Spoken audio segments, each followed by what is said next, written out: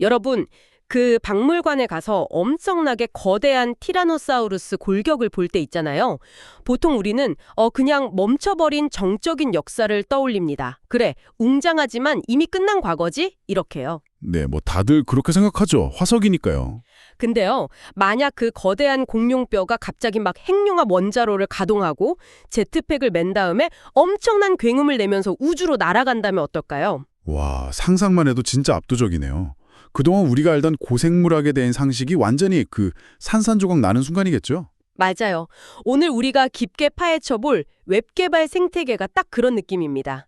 저희가 오늘 데브 커뮤니티의 최신 마이크로 프레임워크 동향부터 사이트 그라운드랑 php.watch의 최신 릴리스 노트, 라라벨 13이랑 심포니 8 공식 문서, 그리고 제트브레인스의 2025 생태계 설문조사까지 정말 방대한 자료를 들고 왔거든요. 네, 오늘 살펴볼 자료가 엄청나죠. 네, 근데 이 모든 자료를 관통하는 오늘의 미션이 하나 있습니다. 그 한때 낡은 언어라고 불렸던 PHP가 어떻게 지금 도입률 89%를 찍고 네이티브 AI까지 품으면서 2026년 웹 개발의 최전선에 서게 됐는지 그 진짜 모습을 파헤치는 겁니다. 사실 이미 지나간 과거라고 생각했던 언어가 어떻게 최신 AI 트렌드의 중심에 섰는지 그 진화 과정을 따라가는 건 진짜 흥미로운 작업일 거예요. 그러니까요. 보통 우리가 언어랑 프레임워크 관계를 설명할 때 자동차에 많이 비유하잖아요. 근데 저는 오늘 약간 건축물에 비유하는 게 더 와닿더라고요. 코어 언어 자체가 거대한 건물의 뼈대, 즉 기초공사라고 보면요. 네, 기초가 부실하면 아무리 화려한 스마트홈을 올려도 결국 무너지니까요. 맞습니다. 그래서 먼저 PHP 8.4와 8.5 코어 언어부터 하나씩 풀어보려고 하는데요. 이 기초공사 방식이 근본적으로 달라졌더라고요. 그렇죠. 단순히 개발자가 타이핑할 코드를 줄여주는 그 문법적 설탕 수준을 넘어섰어요. 데이터를 다루고 아키텍처를 설계하는 패러다임 자체가 변하고 있는 거죠. 특히 제가 8.4에서 놀란 게 그 프로퍼티 혹이랑 비대칭 가시성 부분이었거든요. 예전에는 데이터 하나 읽고 쓸 때마다 엄청 장황하게 게터, 세터, 메서드를 일일이 만들어야 했잖아요. 아, 맞아요. 엄청 번거로웠죠. 이게 마치 데이터 창고 앞에 매번 새로운 보안 검색대를 무겁게 짓는 느낌이었다면 이제는 그냥 문 앞에 아주 똑똑한 경비원 하나만 딱 세워두는 구조로 바뀌었더라고요. 오, 아주 적절한 비유네요. 근데 여기서 정말 흥미로운 점은요. 이게 코드를 짧게 쓰는 편의성 그 자체만의 문제가 아니라는 겁니다. 편의성 그 이상이다. 네, 코드가 길고 장황해지면 자연스럽게 개발자가 실수할 공간, 즉 버그가 숨어들 틈이 엄청 많아지거든요. 근데 언어 차원에서 이런 보일러플레이트를 없애주면 개발자는 더 안전하고 직관적인 API를 설계할 수밖에 없게 됩니다. 아, 언어가 강제로 올바른 설계를 하도록 유도하는 셈이네요. 맞아요. 그리고 괄호 없이 객체를 생성하고 바로 메서드를 호출하는 문법들도 결국 다 코드를 직관적으로 만들어서 논리적 오류를 줄이는 데 큰 역할을 하고요. 게다가 2025년 11월에 나온 8.5 버전을 보면 약간 성능 개선에 집착한다는 느낌까지 들어요. 그중에서 지속적 CURL 핸들이 눈에 띄던데 이건 정확히 어떤 원리로 속도를 높이는 건가요? 우리가 다른 서버랑 통신할 때 보통 CRL을 쓰잖아요. 기존에는 요청을 보낼 때마다 네트워크 연결을 새로 맺고 인증하고 데이터 받고 다시 연결을 뚝 끊는 과정을 무한 반복했어요. 건물 지을 때 짐 한 번 나를 때마다 길을 새로 깔았다가 다시 부수는 격이네요. 정확합니다. 엄청난 낭비죠? 근데 지속적 핸들은 한 번 연결된 통로를 메모리에 그대로 살려두고 다음번 요청해도 그걸 재사용합니다. 그러니까 네트워크를 열고 닫을 때 발생하는 오버헤드가 극적으로 사라지는 거죠. 아하, 매번 길을 까는 게 아니라 전용 고속도로를 그냥 뚫어놓는 거군요. 그 8.5에 추가된 파이프 연산자도 비슷한 맥락인 것 같아요. 함수 여러 개 거칠 때마다 임시 변수 만들 필요 없이 데이터가 파이프 타듯 물 흐르듯 통과하잖아요. 네, 불필요한 중간 과정을 확 줄여주죠. 그리고 반환값을 무시하면 경고 띄우는 속성까지 들어간 걸 보면 최신 버전을 쓴다는 건 단순히 새 기능을 맛보는 게 아니라 내 애플리케이션의 뼈대를 훨씬 더 견고하게 만드는 거네요. 코어 엔진 스스로 메모리 누수나 개발자 실수를 방어하는 방향으로 진화했다고 보시면 됩니다. 자, 그럼 기초가 이렇게 튼튼해졌으니까 그 위에 올라간 프레임워크라는 건물들이 얼마나 화려할지 들여다볼 차례인데요. 라라벨 13이랑 심포니 8 이야기입니다. 사실 제가 라라벨 13 문서를 보고 솔직히 제 눈을 의심했어요. 왜요? 어떤 부분에서요? 이게 최첨단 스마트홈을 넘어서 약간 SF 영화 같달까요?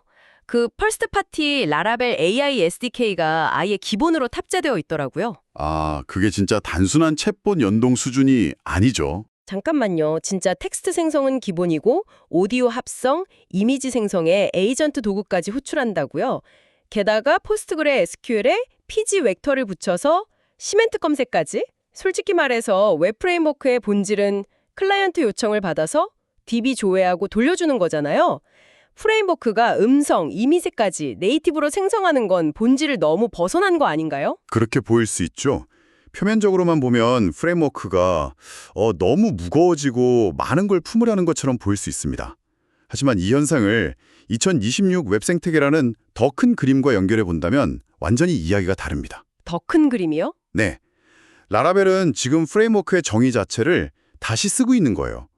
2026년 현재 AI는 더 이상 신기한 외부 플러그인이 아닙니다. MySQL이나 레디스처럼 앱을 굴리기 위한 아주 핵심적인 웹 인프라가 된 거예요. 아, 그러니까 라라벨 입장에서는 거대한 AI 모델도 그냥 또 하나의 데이터베이스처럼 취급한다는 거군요. 바로 그겁니다. 우리가 DB 연결할 때 복잡한 SQL 쿼리 몰라도 라라벨 ORM 쓰듯이 AI랑 소통할 때도 복잡한 API 스펙 고민할 필요 없이 라라벨 특유의 일관되고 우아한 문법을 쓰라는 거죠. 방금 말씀하신 PG 벡터도 마찬가지고요. 아, DB를 단순한 저장소가 아니라 의미를 이해하는 검색 엔진으로 탈바꿈시키는 메커니즘이군요. 와, 패러다임이 진짜 바뀌었네요. 근데요, 라라벨의 이런 화려한 확장의 모든 상황에 다 정답은 아니잖아요. 물론이죠. 예를 들어 엄청 보수적인 그 보안 규제가 생명인 은행 앱을 만든다고 치면 AI 환각 현상이나 무거운 외부 의존성이 오히려 큰 리스크가 될 수 있잖아요. 대안이 있을까요? 그 지점에서 바로 심포니 8이 빛을 발하는 겁니다. 라라벨이 모든 게 연결된 최첨단 스마트홈이라면 심포니는 외부 공격을 완벽하게 차단하고 데이터 무결성을 보장하는 거대한 요새 같은 존재거든요. 기본적으로 안전한 철학을 아키텍처 끝까지 밀어붙였어요. 구체적으로 요새 문을 어떻게 걸어 잠근 건가요? 이번에 심포니 8에 새롭게 도입된 제이슨 스트리머를 예로 들어보죠. 예전에는 외부에서 수 기가바이트짜리 거대한 제이슨 데이터가 쏟아져 들어오면 서버가 그걸 메모리에 한 번에 다 올리려다가 뻗어버리는 경우가 엄청 많았습니다. 아, 한 번에 다 삼키려다가 캑하고 체하는 거네요. 맞아요. 메모리 병목 현상이죠. 근데 제이슨 스트리머는 이 거대한 데이터를 조각조각 내서 마치 유튜브 영상 스트리밍 보듯이 순차적으로 읽어드립니다.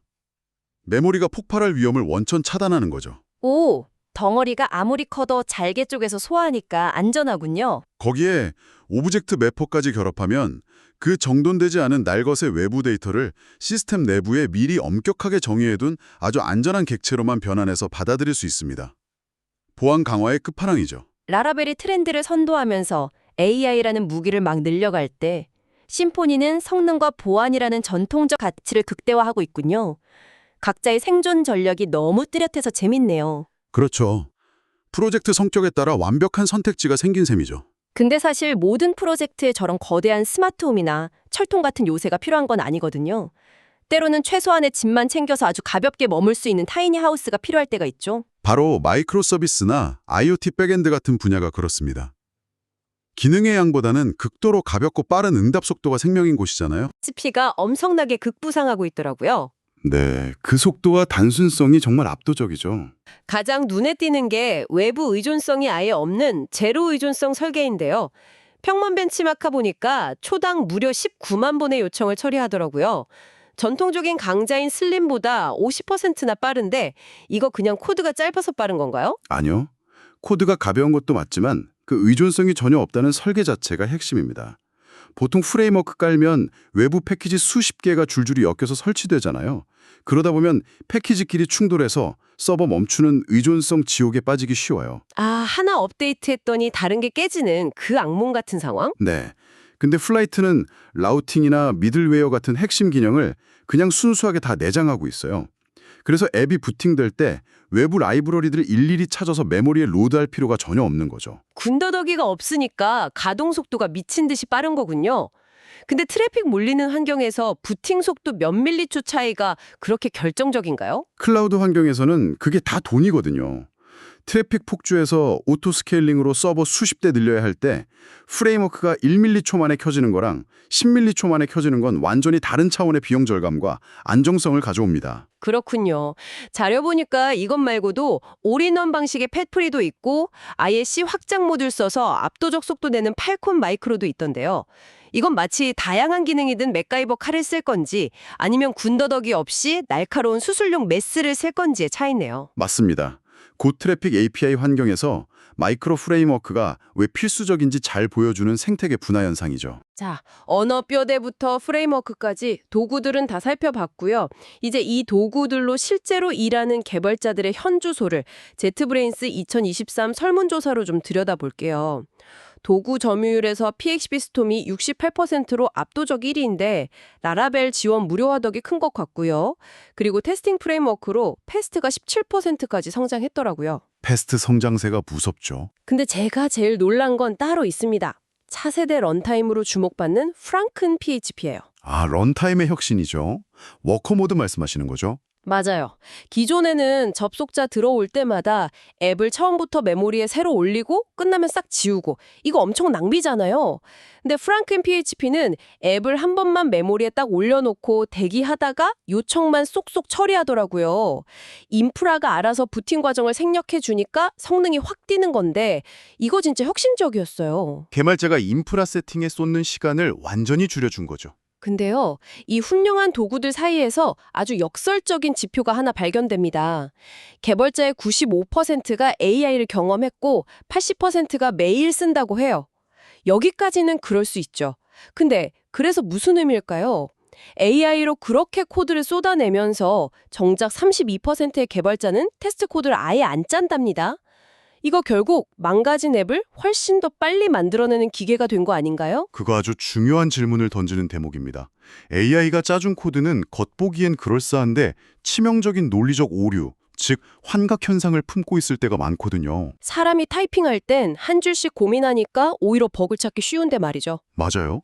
근데 AI가 1초 만에 뱉어낸 수백 줄짜리 코드를 사람 눈으로 일일이 검증하기가 이제 불가능해진 거예요. 그럼 이 속도에 어떻게 브레이크를 거나요? 테스트 코드도 안 짠다면서요? 그래서 지금 정적 분석 도구가 폭발적으로 쓰이는 겁니다.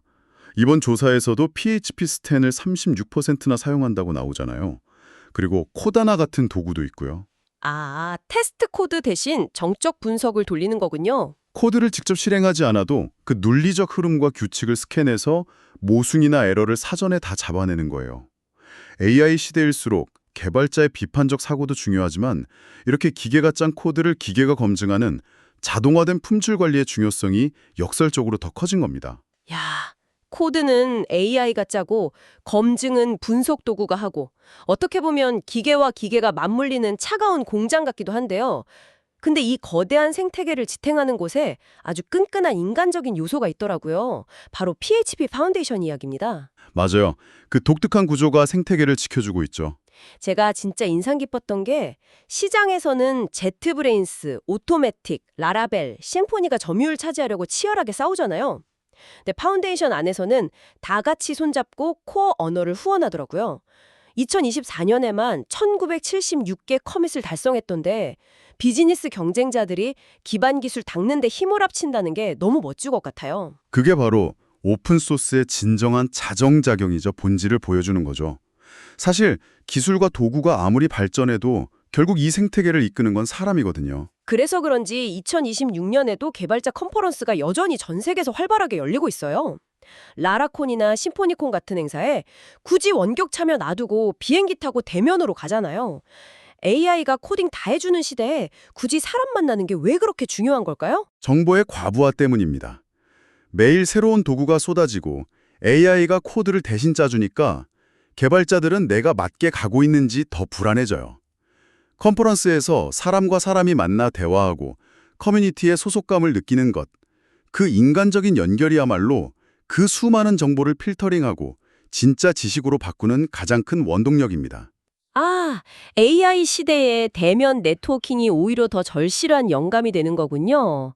오늘 정말 방대한 이야기를 나눴는데요. 이제 슬슬 요약을 해봐야겠습니다.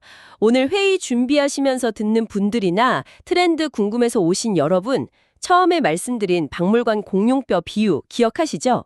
네, 2026년의 PHP는 결코 과거의 유물이 아니라는 걸 오늘 충분히 확인했네요. 맞습니다. 8.4랑 8.5는 문법을 세련되게 다듬어서 뼈대를 고쳐 세웠고 프랑켄 PHP 같은 런타임이 무거운 부팅 과정을 날려버렸죠. 그리고 라라벨 13은 AI를 네이티브로 다루고 있고 틈새는 비행기처럼 빠른 플라이트 같은 마이크로 프레임워크가 꽉 채우고 있습니다. 정말 실용적이고 강력한 도구들로 완벽하게 재조장된 모습이죠. 그래서 마지막으로 여러분이 한번 고민해 보실 만한 도발적인 질문을 하나 던지고 싶습니다. 언어가 스스로 메모리를 관리하고 프레임워크가 알아서 AI를 연동해주고 정적 분석 도구가 버그를 다 잡아주는 이 세상에서요. 아주 가까운 미래에 개발자라는 역할은 어떻게 될까요? 글쎄요, 더 이상 문법 고민하면서 코드 치는 사람은 아니겠죠. 네, 그저 타자를 치는 타이피스트가 아니라 이 거대한 AI SDK랑 수많은 프레임워크라는 악기들을 조화롭게 지휘하는 오케스트라 지휘자 혹은 비전을 설계하는 프롬프트 엔지니어로 완전히 바뀌게 되는 건 아닐까요? 시스템의 큰 그림을 통제하는 사람으로 진화해야 한다는 아주 통찰력 있는 질문이네요. 여러분도 다음번에 코드 편집기 켜실 때 내가 지금 타이피스트인지 지휘자인지 한 번쯤 깊이 생각해 보셨으면 좋겠습니다. 오늘 저희가 준비한 심층 탐구는 여기까지입니다. 다음 탐구 시간까지 여러분의 그 빛나는 호기심 절대 잃지 마시고요. 함께 해주셔서 감사합니다.